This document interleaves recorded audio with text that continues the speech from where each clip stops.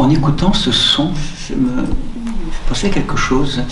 Les Grecs ont aussi tout à l'heure, ce que nous parlions de la dimension ouverte, hein, qui nous invite à recevoir le don et à révéler, à mettre en lumière l'avènement du fils ou de la fille. Certains parleront également du thème de la personne. La personne. Quand on est comme ça, les Grecs ont un mot qui s'appelle l'individu. Hein, on parle de ce qu'on appelle...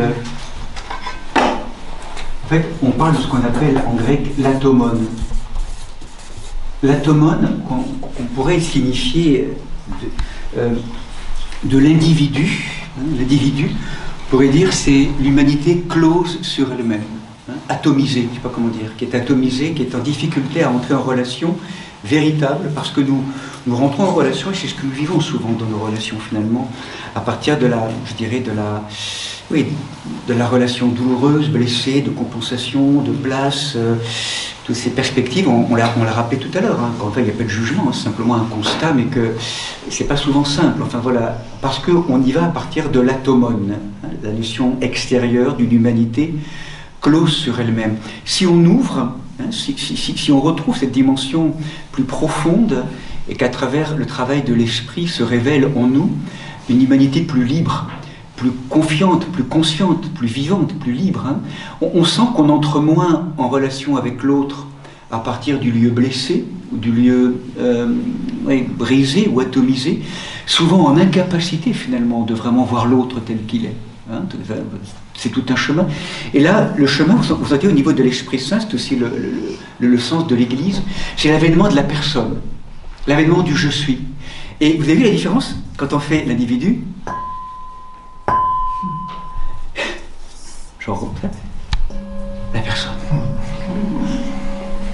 La personne, c'est intéressant d'ailleurs, hein, la personne en fait c'est l'avènement de l'être en nous qui permet le passage du son de Dieu, du son de l'amour. Personne, hein, la persona, hein, la personne. Le son du vivant se fait entendre, le son. Quand on est en individu,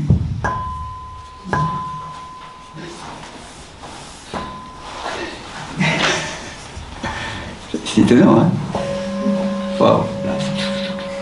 Et en fait, les uns avec les autres, nous sommes invités à nous frotter, je ne sais pas comment dire, hein,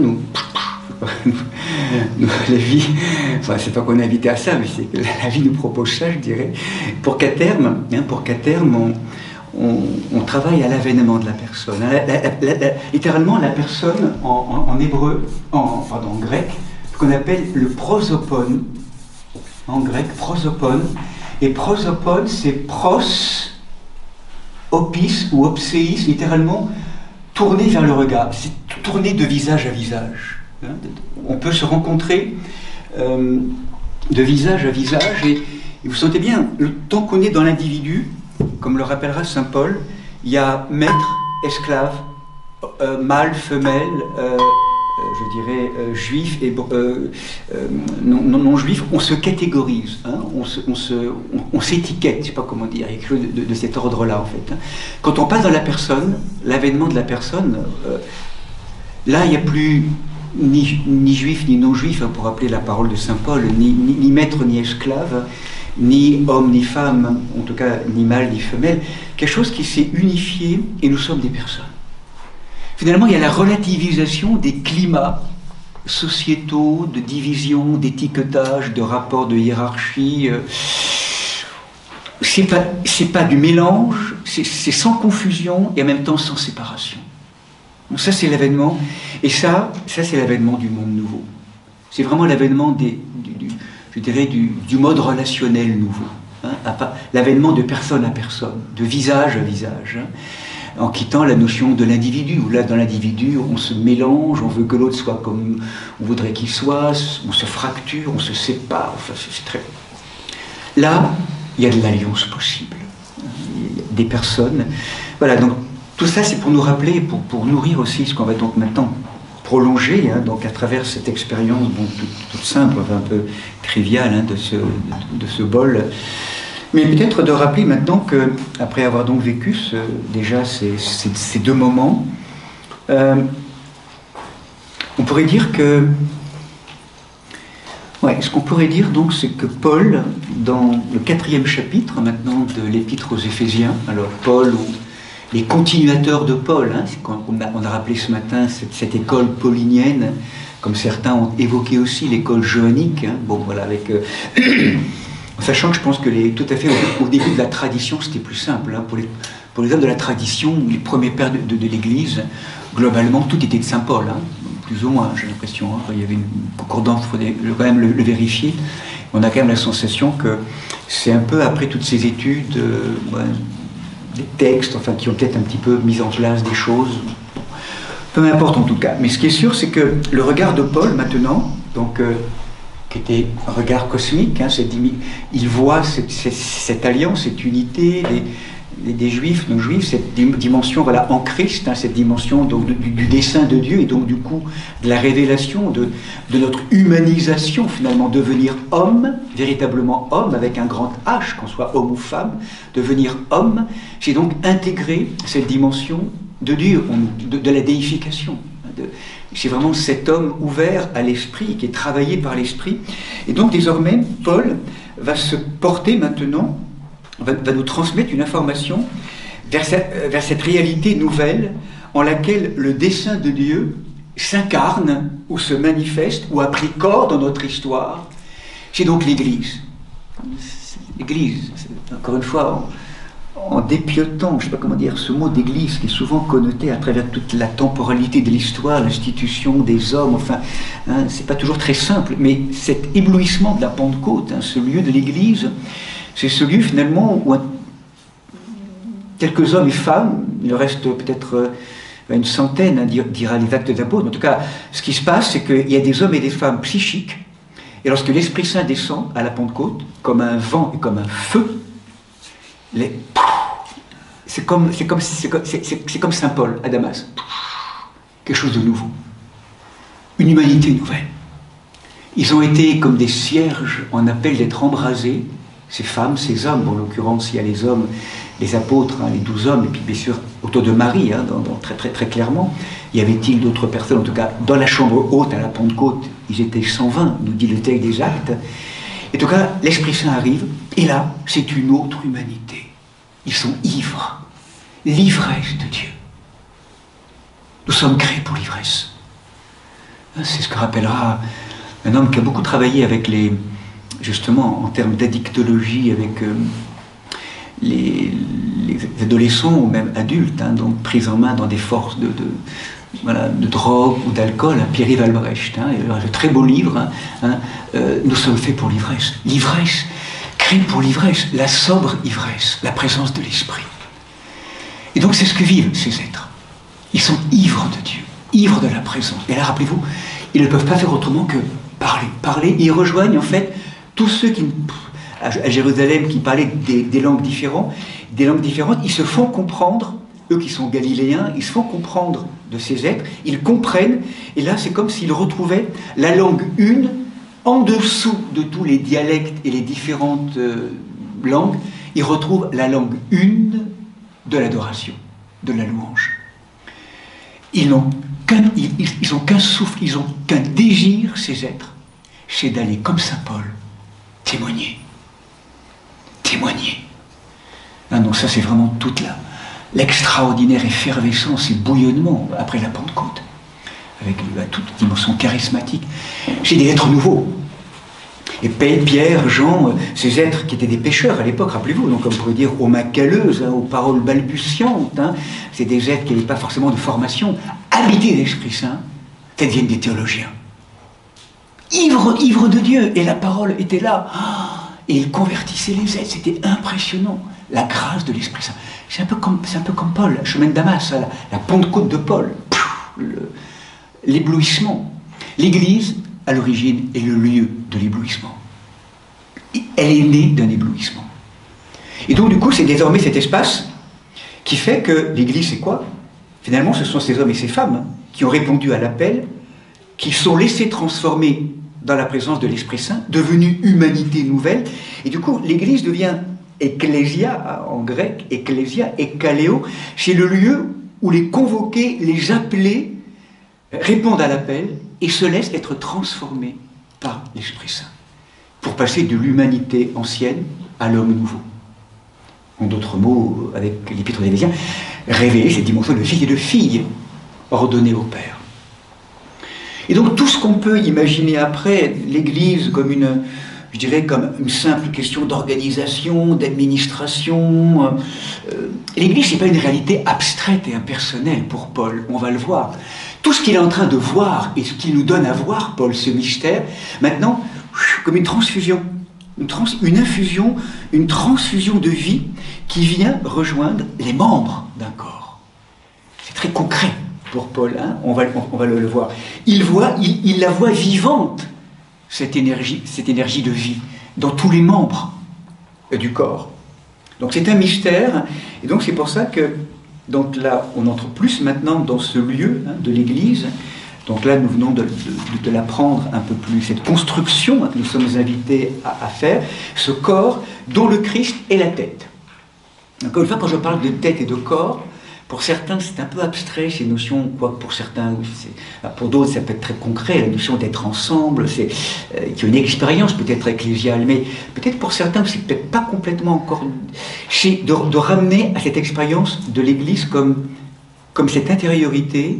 Hein, l'Église, nous sommes déjà une première Église, on pourrait le dire de manière assez étonnante, mais nos organes sont des nations. Hein, aujourd'hui, on comprend mieux au niveau médical la conscience cellulaire, hein, de chacune de nos... Il y a des nations qui sont là. Hein, allez évangéliser les nations, pas simplement à l'extérieur, mais aussi à l'intérieur. Allez apporter la bonne nouvelle à toutes nos nations intérieures. Et encore une fois, quel est le chef ou le principe à qui nous donnons autorité dans notre vie? On l'a souvent rappelé, ce que la vie, la mort, enfin, ça veut dire ces mouvements de manipulation, d'enfermement, ou de l'autorité, quel est le prince de mon cœur? Quel est le prince de mon cœur? Oh Seigneur, que ce soit toi, le plus possible, je veux te rendre dans mon cœur, que tu redeviennes le maître du cœur. Le maître du cœur. Donc, et ça, on peut l'imaginer maintenant dans la dimension d'un corps cosmique, où chacun d'entre nous, nous sommes les cellules d'un corps d'humanité. Et comment de plus en plus, donc on va entendre l'information entre chacun d'entre nous, je dirais, avec des neurotransmetteurs, avec, enfin, c'était impressionnant, enfin, les messagers qui...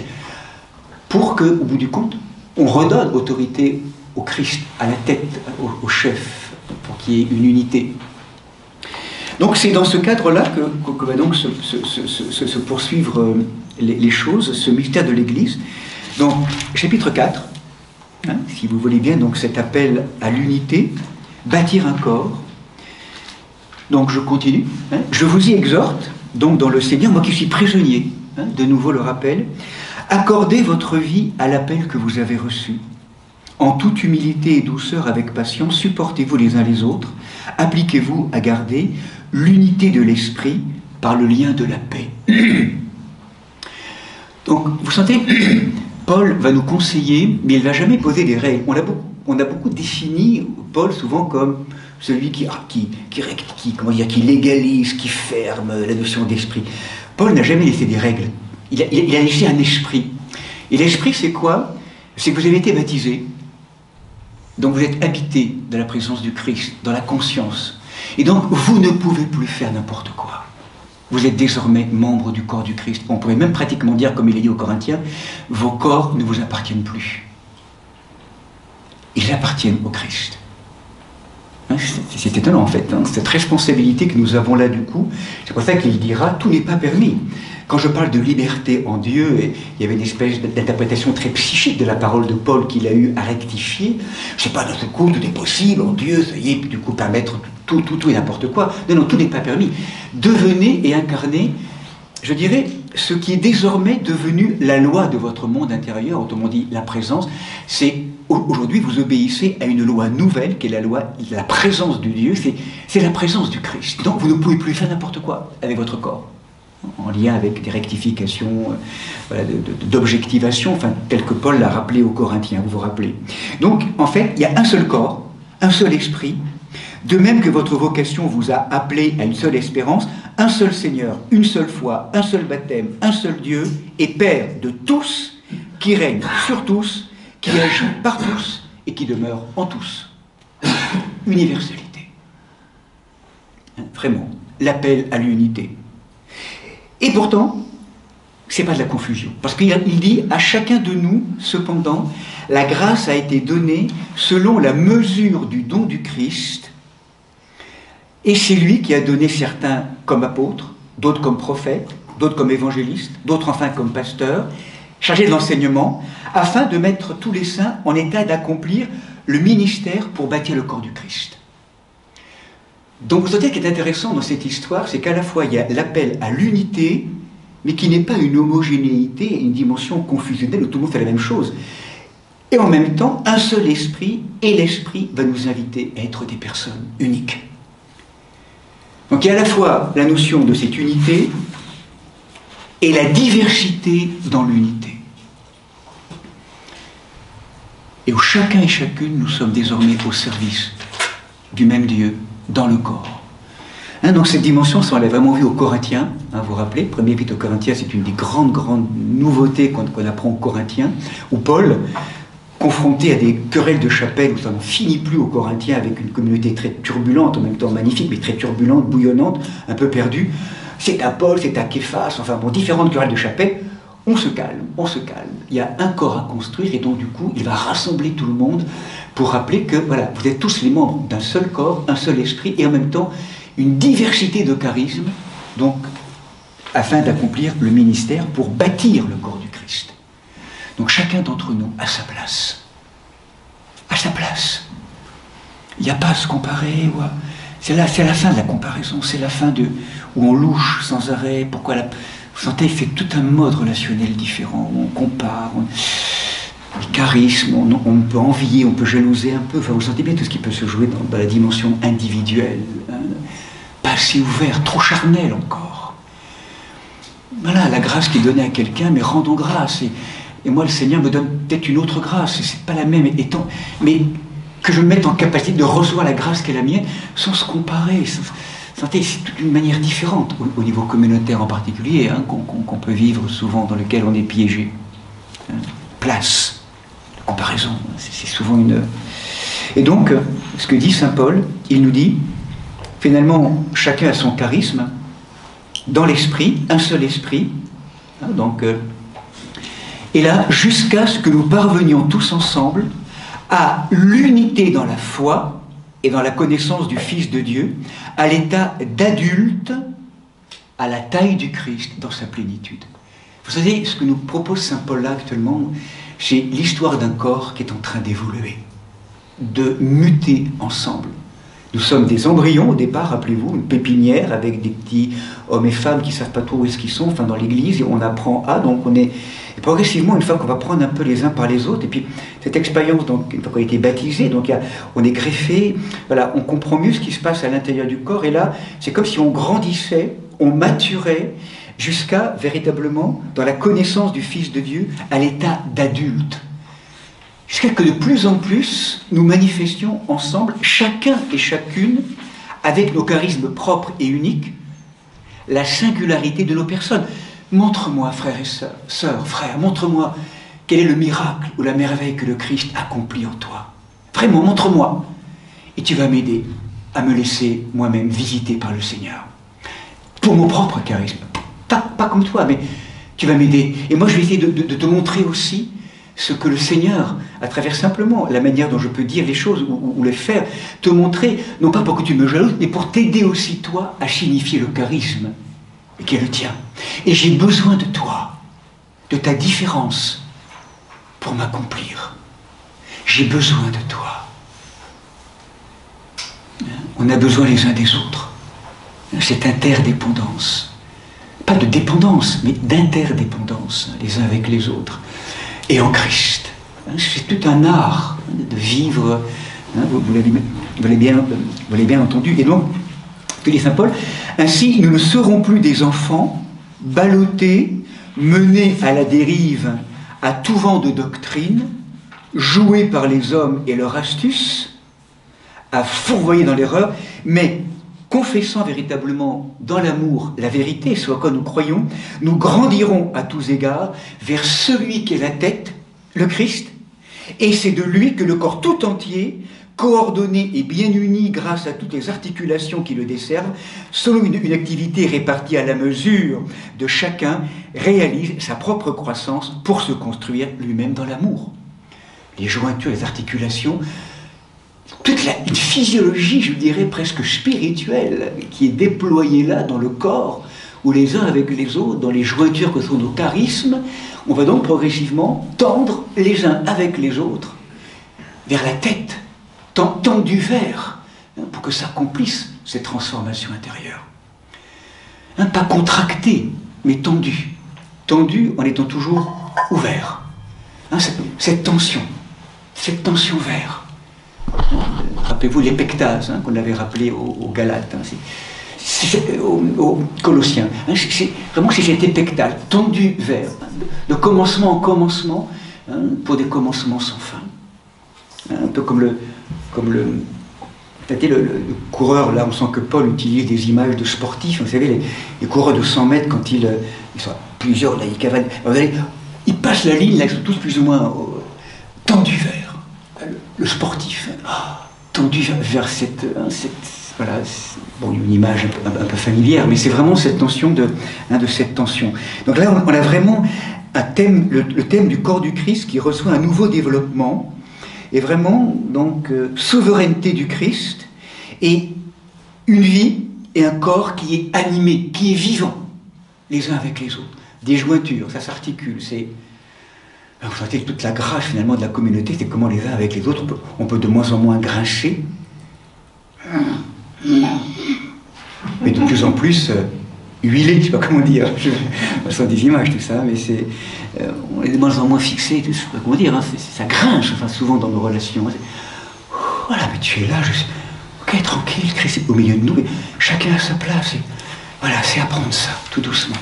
C'est une danse en fait, c'est une danse qu'on est invité à apprendre. Cette danse ensemble, chacun à sa place. C'est toute une question de... Voilà.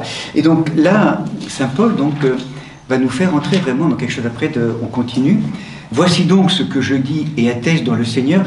Ne vivez plus comme comme on vivait avant.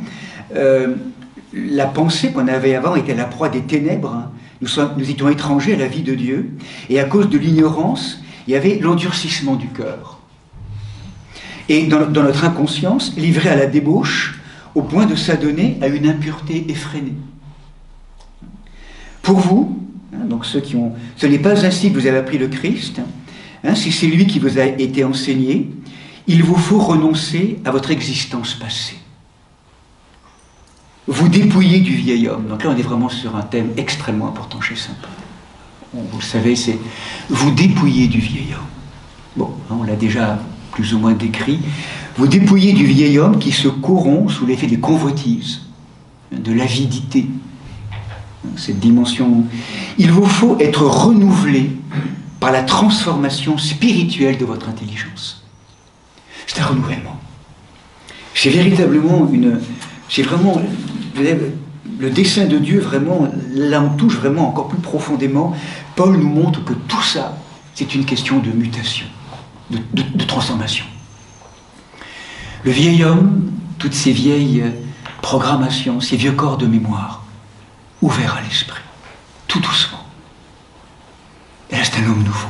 On l'a beaucoup travaillé, ouvrir à l'esprit de Jésus toute sa matière.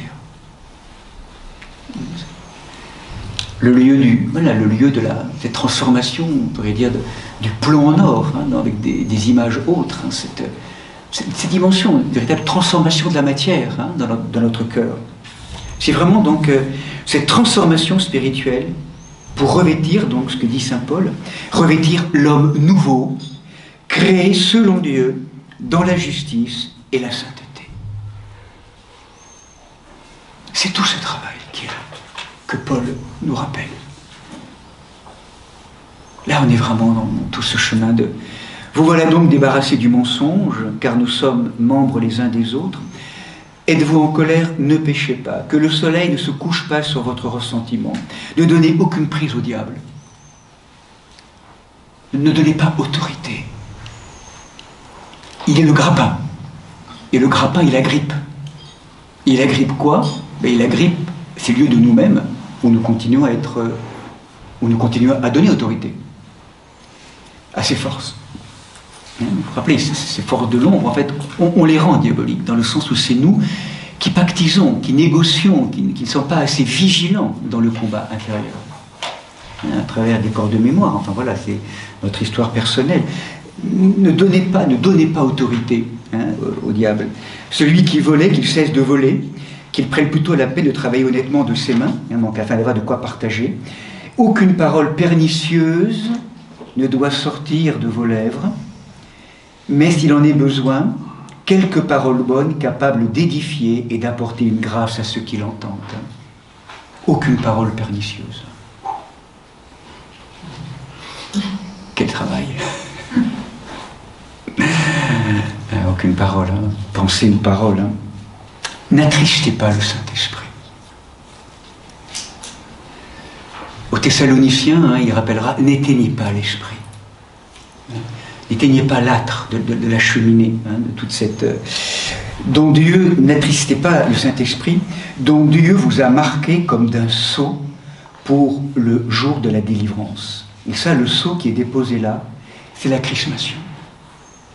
Lors du baptême. Le sceau de l'Esprit Saint. On reçoit, c'est un sacrement à part entière de l'orthodoxie, très important.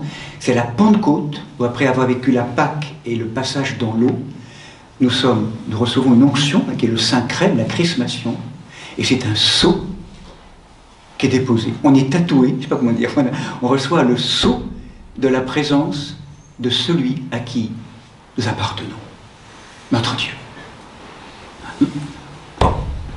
Et ça, parce que nous recevons ce sceau de qui nous appartenons, nous laissons donc la présence divine se déployer en nous comme de l'huile et un papier buvard, et nous retrouvons, nous laissons se déployer, ou nous retrouvons ce qui avait été enfoui et piétiné et qu'on avait perdu de vue, notre vocation de roi, prêtre et prophète. À l'intérieur. Roi, prêtre et prophète. C'est ce que nous sommes. En lien avec cette filiation retrouvée. Le Christ est roi, prêtre et prophète à sa manière, et donc du coup, à son image, nous redevenons fils et filles, répondant au dessein du Père, et le dessein du Père, c'est que nous devenions à nouveau, que nous manifestions une prêtrise mystérique, ou parfois ordonnée pour certains, prêtrise, royauté et prophète. C'est notre vocation. Du sceau de l'Esprit Saint dont parle Saint Paul. Amertume, irritation, colère, éclat de voix, injure, tout cela doit à terme disparaître de chez vous. Soyez bons les uns pour les autres, pardonnez-vous mutuellement comme Dieu vous a pardonné en Christ. Voilà, et arrive maintenant le dernier chapitre, l'avant-dernier, on va donc... C'est maintenant comment ça va se mettre en place tout ça. C'est le renouvellement des rapports humains.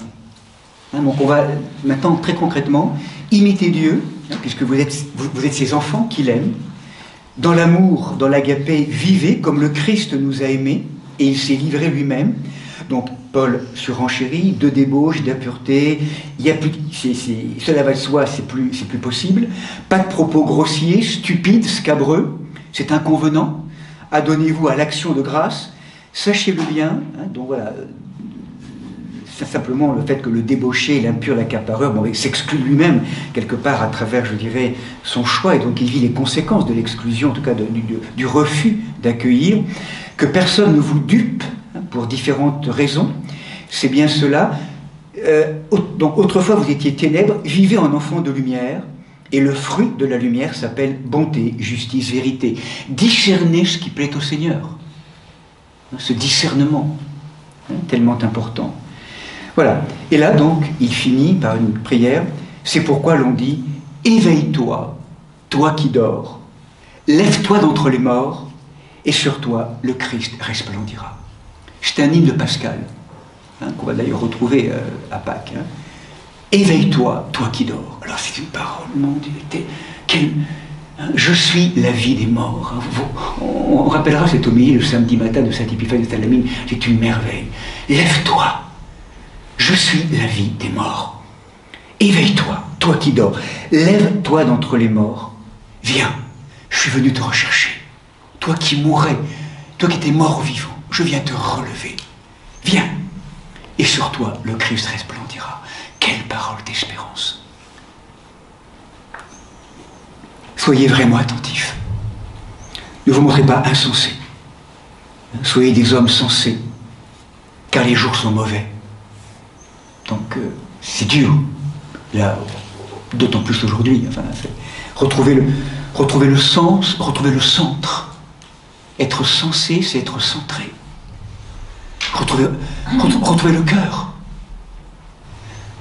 Refaire partir votre vie du cœur. Ce cœur profond.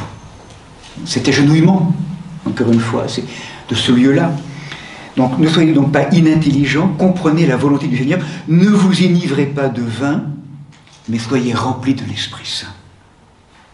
Dites ensemble des psaumes, des hymnes, des chants inspirés, chantez et célébrez le Seigneur de tout votre cœur. Et rendez grâce à Dieu le Père, hein, au nom de Jésus-Christ.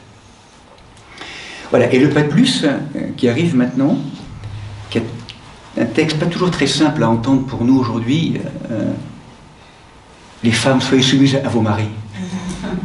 Bon, j'y vais, qu'on ne fronce pas les sourcils, je vais un petit peu y revenir.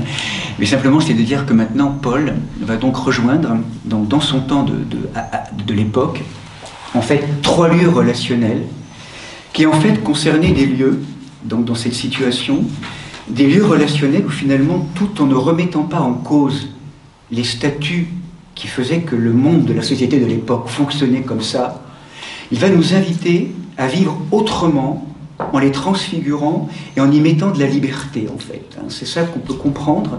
Et en fait, à l'époque, pour comprendre maintenant ce qu'on va aborder très rapidement, peut-être un peu plus longuement un aspect, mais assez rapidement, c'est le fait qu'à l'époque, au niveau des relations humaines, dans l'Antiquité, il y avait une méconnaissance et un écrasement de la dignité humaine qui touchait de manière flagrante 3 catégories d'êtres humains, rappelez-vous, les esclaves, les enfants et les femmes.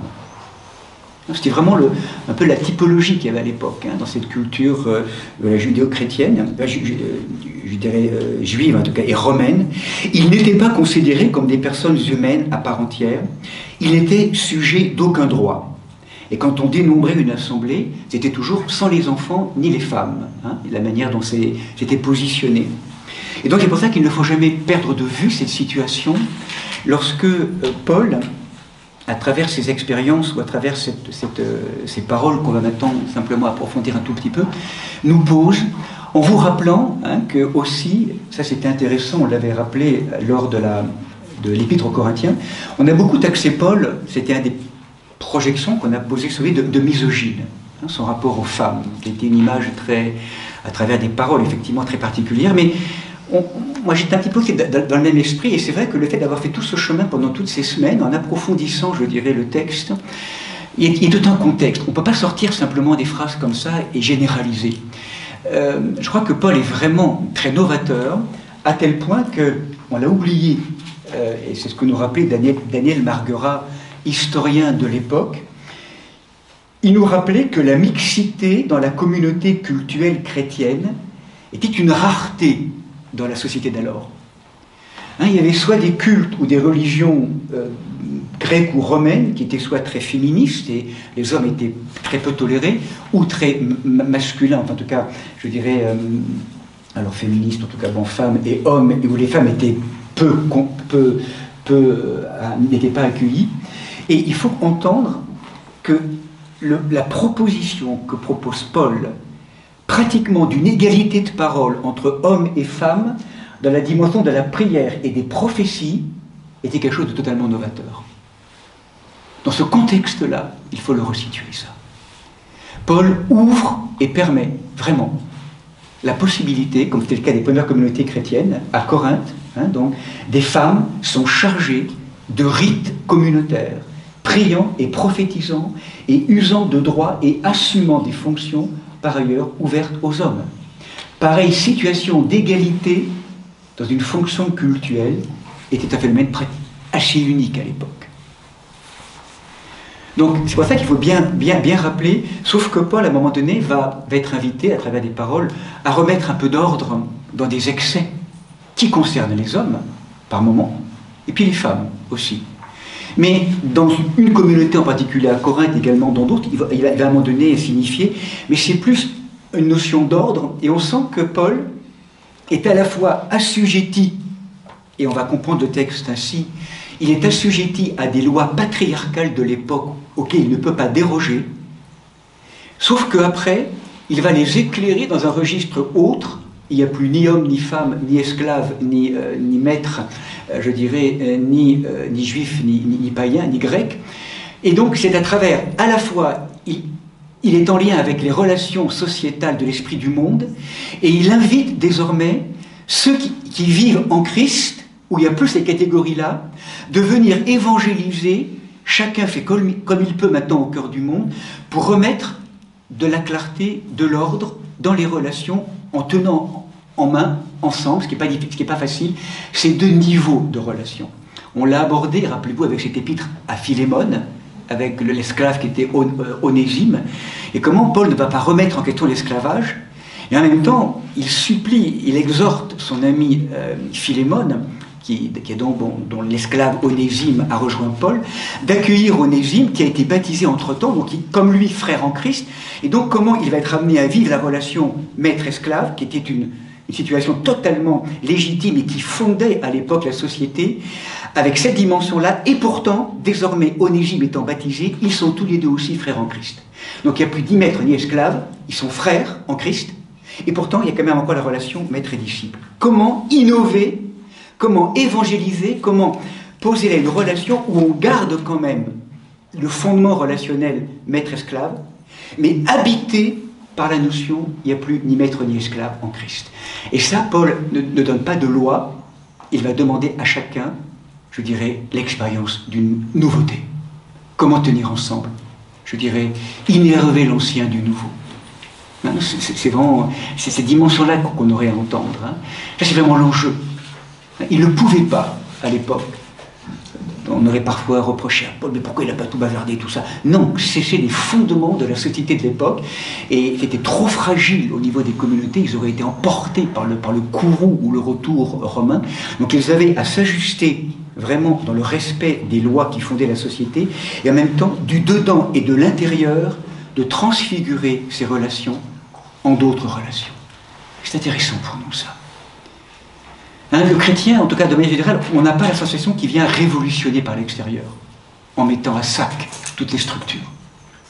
On travaille dans les structures, et par contre, il y a un souffle de l'intérieur qui vient apporter normalement une autre manière d'être au monde, en s'appuyant sur les structures, peut-être aussi injustes soient-elles d'un point de vue d'un regard extérieur. Et c'est pour ça que Paul donc dira la chose suivante. D'abord, il va rejoindre la notion du couple, homme-femme, puis après parent-enfant, et après maître-esclave. Et il dira, donc vous qui craignez le Christ, soumettez-vous les uns aux autres. Hein, donc là, on a la sensation qu'il n'y a pas ni homme ni femme, c'est soumettez-vous, d'ailleurs, agenouillez-vous, on pourrait dire, les uns devant les autres, mais en tant que sujet, en tant que personne, parce que le Christ est au milieu de nous. Ce sont deux sujets qui se prosternent, qui viennent se rencontrer. Et là donc il est dit, femmes, soyez soumises à vos maris, comme au Seigneur, car le mari est le chef de la femme, tout comme le Christ est le chef de l'Église, lui le sauveur de son corps. Donc là, Paul rejoint tout simplement la logique cultuelle de l'époque, hein, où la femme est le rapport patriarcal, hein, donc là, qui peut être un petit peu difficile à entendre aujourd'hui à travers certains aspects, et c'est évident. Hein, donc après, on aurait peut-être aussi à entendre qu'il y a une espèce de soumission l'un à l'autre aussi, parce qu'on va voir en fait qu'après, Marie, aimez vos femmes comme le Christ a aimé l'Église et s'est livré pour elle. Ce qu'elle m'a dit au mari, c'est impressionnant, quoi. C'est une métamorphose totale de la relation à l'amour que l'homme pourrait avoir par rapport à la femme. À l'époque, On est en train d'entendre qu'à ce moment-là, dans cette lumière, l'autorité de l'homme sur la femme n'est plus un pouvoir de domination, comme d'ailleurs la soumission de la femme à l'homme cesse d'être une subordination servile. Là, dans ce que propose Paul, c'est véritablement, dans ce mariage entre l'homme et la femme, une communion dans l'amour. Hommes, mari, aimez vos femmes comme le Christ a aimé l'Église. Et là, on touche avec, aux Éphésiens à une extraordinaire comparaison entre le couple homme-femme et Christ-Église. Christ, épouse de l'Église, épouse de l'Église. Église, épouse du Christ. Donc vraiment, ce corps que nous sommes épousés par le Christ. Et du coup, en tant qu'épousés, nous rendons bien au Christ le fait qu'il est chef. Mais c'est pareil entre mari et femme, dans cette notion où le mari est invité à donner sa vie, comme le Christ a donné sa vie pour son épouse. Donc c'est ce qui est proposé là.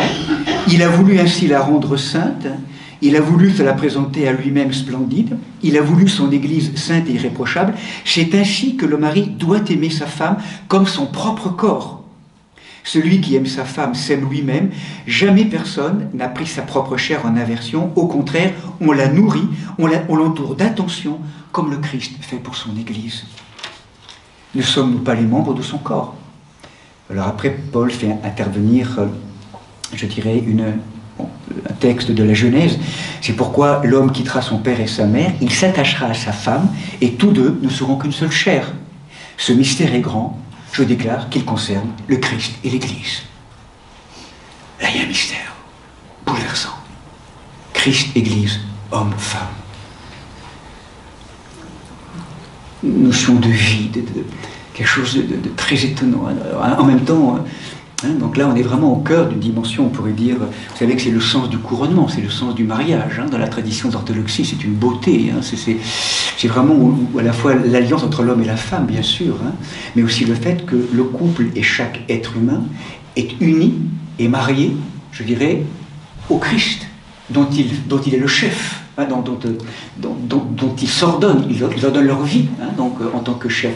Donc il y a cette alliance à la fois de l'homme et de la femme, de l'homme et de la femme au Seigneur, et du couple épousé par le Seigneur. Le Christ et l'Église, la première Église, homme-femme. Homme-femme, épousé par le Seigneur. Et du coup, permettant, troisième alliance, dans l'altérité, dans la rencontre avec lui, c'est de plonger dans nos profondeurs et d'unir cette dimension d'un mariage intérieur, Ish-Isha. C'est bouleversant. C'est l'union et l'union. Triple alliance qui nous est proposée. Avec à chaque fois ce travail de l'unité, tout ce travail qui nous est proposé. C'est un chemin. On ne se marie pas parce qu'on s'aime. On se marie parce qu'on choisit un homme et une femme, un être personnel et particulier pour apprendre à aimer. Comme le Christ nous a aimés. On ne se marie pas parce qu'on s'aime seulement, enfin je dirais,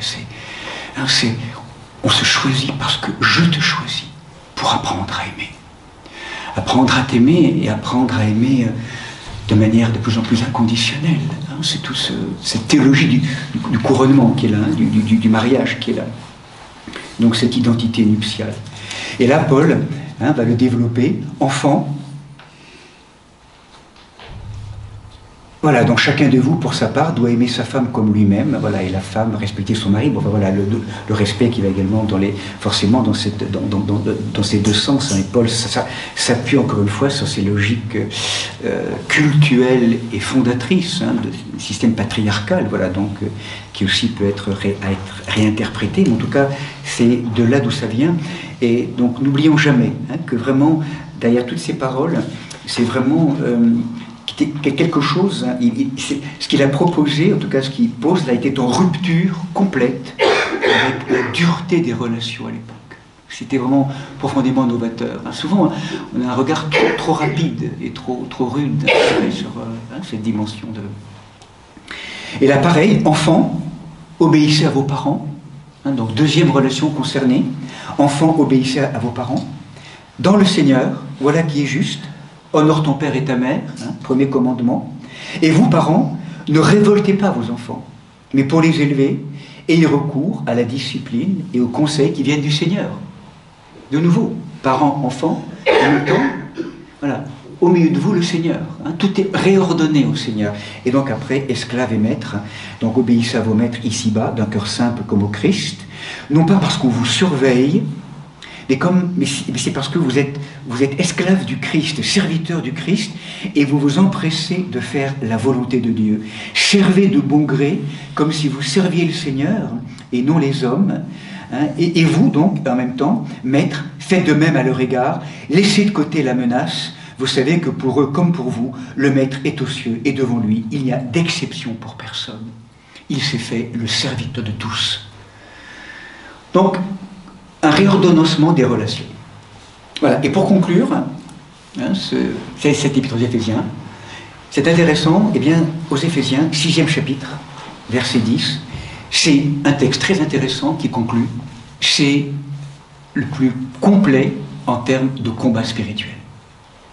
Paul conclut son épître par le combat. La notion du combat spirituel, le combat, dans la foi, le combat de la foi. Hein, donc c'est le dernier, parce que, évidemment, hein, et là on sort un petit peu de toutes ces notions, on était parti dans le dessein de Dieu, dès avant la fondation du monde, truc qui peut être un petit peu... Mais dans l'incarnation, il n'y a pas de vie sans combat. Hein, il n'y a pas de vie sans combat, il n'y a pas non plus de participation à la vie divine sans combat. Mais ce qui est intéressant dans la parole de Paul, c'est qu'on va découvrir peut-être que c'est pas non plus une vie, comme on l'a rappelé, qui est à conquérir à la force de nos poignets. Nous l'avons souvent rappelé. Mais elle est offerte gratuitement. Et donc, du coup, ce trésor inestimable qui nous est donné, comme notre vocation, c'est comme si on avait à le protéger, à le défendre, puis aussi à le communiquer. Pour reprendre cette image de l'aérodrome et de cette ouverture, si vous voulez, qui est là, dans cette vocation, il y a sans arrêt des forces qui vont venir nous dire mais non, qui nous fait douter, sans arrêt, ça n'arrête pas en fait, hein, ça n'arrête pas. Mais non, c'est pas vrai. On a réussi, enfin, il y a un travail d'ouverture, hein, on a été bénis, puis à chaque fois, des informations extérieures ou intérieures arrivent, bim, hein, ça chancelle, ça... Et donc, notre fonction, c'est quoi? C'est de garder, d'être des veilleurs du sanctuaire. La garde. Des sentinelles d'un lieu, hein, pour éviter que tout ce qui peut donc venir nous faire douter, hein, n'oublions pas que ces forces diaboliques, là on va le voir maintenant, hein, de l'ombre qui sont réellement là à l'œuvre, ne veulent pas que s'accomplisse le bouleversant dessein de Dieu déposé sur chacun d'entre nous. Il ne veut pas de l'incarnation. Ces forces de l'ombre. Homicide depuis le commencement. Hein, même si après, rappelez-vous toutes ces nuances à apporter, mais clairement d'entendre, et donc c'est ce que va rappeler saint Paul, pour finir, armez-vous de force dans le Seigneur. Revêtez l'armure de Dieu pour être en état de tenir face aux manœuvres du diabolos. C'est une stratégie, là, nous sommes en guerre. Ça faut pas... Enfin, guerre... extérieur, mais surtout intérieur. Enfin, en tout cas, c'est là, vraiment, on l'utilise là. Et ça, c'est la grande tradition, si vous voulez, des guerriers monastiques, hein, des travail du désert, hein, où là, c'est l'arène. Hein, c'est plus les animaux extérieurs qui nous dévorent, c'est toutes nos passions de l'âme. Ce n'est pas à l'homme que nous sommes affrontés, mais aux autorités, au pouvoir, aux dominateurs de ce monde de ténèbres, aux esprits du mal qui sont dans les cieux. C'est une réalité.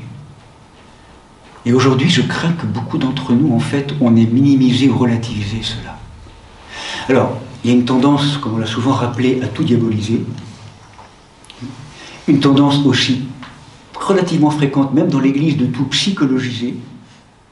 Et le chemin de crête, c'est blessure psychique, nourriture psychique, perversion psychique, enfin pervertie, enfin tout ce qu'on fait, et qui peut être vraiment par moments prise en place, agrippée par ces forces diaboliques.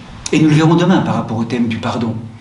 Hein, s'il y a bien des lieux de nous-mêmes qui en fait souvent sont la proie de ces attaques de l'ombre, c'est justement tous ces lieux de nous-mêmes qui n'ont pas été redonnés, ces lieux ligotés, crispés, dans lesquels on marine la rancune, la colère, la frustration, la jalousie. Vous savez, toutes ces choses qui sont là, qu'on a du mal par rapport à soi-même, par rapport à... On a fait comme on a pu, il n'y a pas de souci par rapport à ça. Mais tous ces lieux-là sont des lieux d'enténèbrement, ces lieux où ça crie en nous, ces lieux intérieurs. On a tous, on sait bien par où on est passé, pour certains et certaines. Non.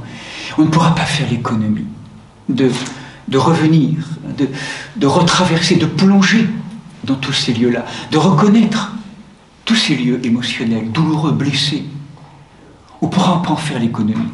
Mais je crois que certains d'entre nous, peut-être parce que souvent par ignorance, mais on veut peut-être aller très vite par rapport à ça, vraiment de reprendre tous ces lieux-là, de refaire ce chemin de déligotage pour libérer, comme un chemin d'anamnèse, parce que ça, c'est des corps de mémoire, des nœuds de l'âme, dans notre histoire passée, non comprises, abusées, enfin tout un ensemble de blessures tellement profondes, personnelles, mais aussi transgénérationnelles, et aussi collectives, blessures psychiques qui sont des portes permettant l'agrippement, le grappin.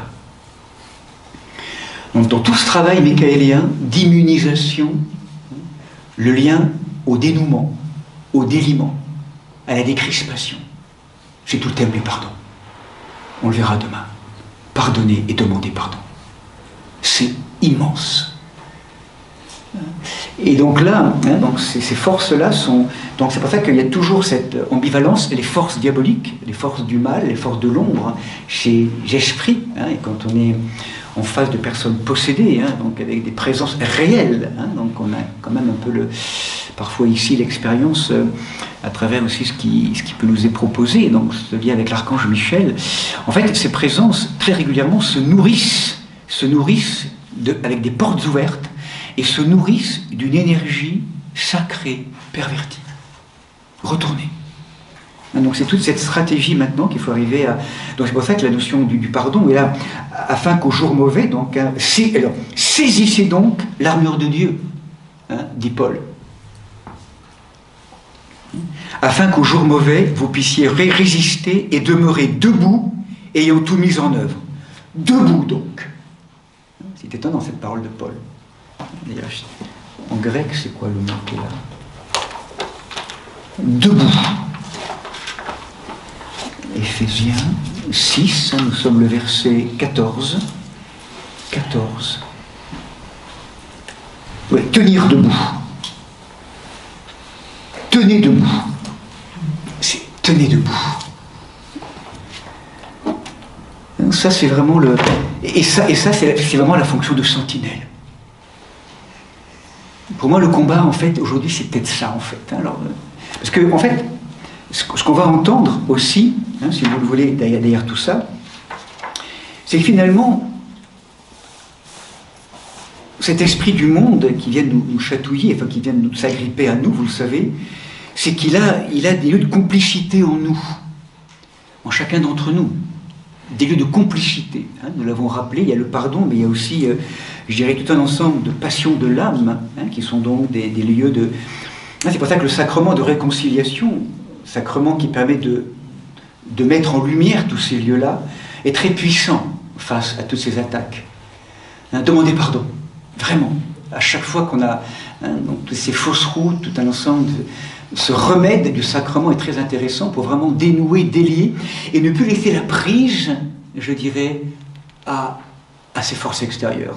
Cette image qu'on a souvent rappelée, rappelez-vous, d'une forteresse ou d'un château fort, on retrouve ça un peu dans des films, souvent d'aventure, avec des ennemis qui entourent, qui tournent, et qu'à un moment donné, ils veulent rentrer à l'intérieur, et là, ils mettent des échelles, ou ils lancent une ancre à l'intérieur. Tant qu'il n'y a rien qui accroche à l'intérieur, les échelles, pouf, elles redescendent, l'ancre, elle revient, et les ennemis ne vont pas rentrer à l'intérieur. Mais dès qu'ils trouvent un endroit à l'intérieur où ils peuvent prendre appui, alors là, pouf, c'est la porte. Eh bien, la porte d'entrée à l'intérieur, c'est l'abcès psychique. C'est la colère, c'est la rancune, c'est ce qui est de même nature que ce que véhiculent les ennemis à l'extérieur. Il y a une complicité. En fait, on est piégé par un espace de nous-mêmes qui est complice avec ses forces. L'intrus est là, quoi, à l'intérieur de nous-mêmes, à travers des lieux de nous-mêmes, des points d'aveuglement parfois. C'est souvent, on se dit, mais pourquoi? Pourtant, il n'y a pas besoin de faire tout. Pourtant, je ne comprends pas pourquoi. Demandons au Seigneur de nous montrer le point aveugle où systématiquement, régulièrement, on se fait avoir. Je crois être juste, je crois voir. En vérité, totalement dans l'inconscience, je continue à nourrir ou continue en moi à se nourrir des processus qui n'arrêtent pas d'ouvrir des portes et à gros bouillon et où je suis sans arrêt. Bon, différentes approches après, bien sûr. Par le corps, par l'écoute, par les...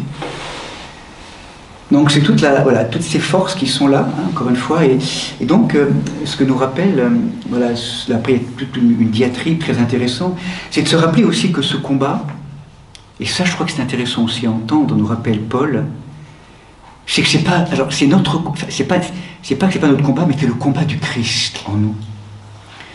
Et parfois je trouve que dans nos combats, on y va trop par nous-mêmes. Je sais pas comment dire, à partir de notre propre force. Alors qu'en vérité, ce qui se passe à l'intérieur de nous-mêmes, en ouvrant ces portes, c'est la poursuite ou le combat du Christ, comme si en fait le Christ lui-même continue son combat en chacun d'entre nous et dans son corps qui est l'Église. Ça veut dire qu'à un moment donné, face au combat, il faut que moi se retire. Si on y va trop par nous-mêmes, on va être broyé, laminé et sacrément souffrant. Laissez le Christ combattre au Saint-Michel, ces lieux en nous-mêmes. Confiez, encore une fois, confiez. Seigneur, viens, c'est en ton nom, viens achever ton combat. Viens continuer ton combat à travers mon histoire et celle du corps de l'Église. Et du coup, moi ce que je peux faire, donc c'est ce que dira Saint Paul, à la taille, la vérité pour ceinturon, du mieux que je peux, être vrai, avec la justice pour cuirasse, la justesse. Donc là, c'est tout ce déploiement, rappelez-vous, de cette dimension, de ce lien avec ces combattants qui étaient là, comme chaussure aux pieds, l'élan pour annoncer l'évangile de la paix. De témoigner, toujours. C'est ça qui va être le témoignage de la parole de Dieu, du Christ. Et avec demander la grâce de la vérité et de la justesse. Prenez surtout le bouclier de la foi. Il vous permettra d'éteindre tous les projectiles enflammés du malin. Recevez enfin le casque du salut, le glaive de l'esprit, c'est-à-dire la parole de Dieu. Et que l'esprit suscite votre prière dans toutes ses formes, vos requêtes, en toutes circonstances. Employez vos veilles à une infatigable intercession. Que la parole soit placée dans ma bouche pour annoncer hardiment le mystère de l'Évangile dont je suis l'ambassadeur enchaîné. Et je veux que vous sachiez, vous aussi, quelle est ma situation, ce que je fais. Tychique, le frère que j'aime, ministre fidèle dans le Seigneur, vous donnera toutes les nouvelles. Je vous l'envoie tout exprès pour vous dire où nous en sommes et vous réconforter. Paix aux frères et sœurs, amour et foi de la part de Dieu le Père et du Seigneur Jésus-Christ. Que la grâce soit avec vous tous qui aiment notre Seigneur Jésus-Christ d'un amour inaltérable.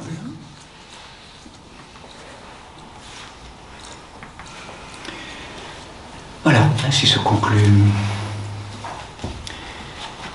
notre proposition, donc, que je propose à travers ces paroles. Voilà, cette garde.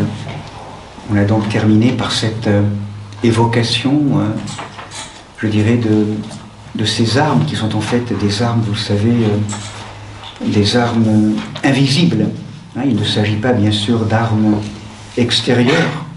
Ce n'est pas un arsenal humain, mais c'est vraiment, elles sont au service de Dieu, la puissance de renverser des forteresses. Donc ce combat, certains aussi rajouteraient le chapelet, tout un ensemble de pratiques, le rosaire, aussi la prière du cœur, enfin voilà, toute cette vie de prière qui est là, pour être, encore une fois, des sentinelles des mondes visibles et invisibles. Tenir debout. Matière diamant. De moins en moins pervertie, corrompue par toutes ces forces extérieures qui ne veulent pas du bien, je dirais, qui veulent séparer, diviser, déchirer. Comment toujours garder cette unité, ce combat intérieur, combat avec ses propres forces intérieures aussi, travail d'intégration, travail de transfiguration, pour être ces sentinelles, avec de plus en plus cette matière diamant, de moins en moins corrompue et rayable par les attaques, par tout ce qui peut provenir de l'extérieur. Garde, sentinelle, veille. Notre maîtresse tout, à nous, pour cela c'est Marie, la Vierge Marie. La grande veille sur le monde.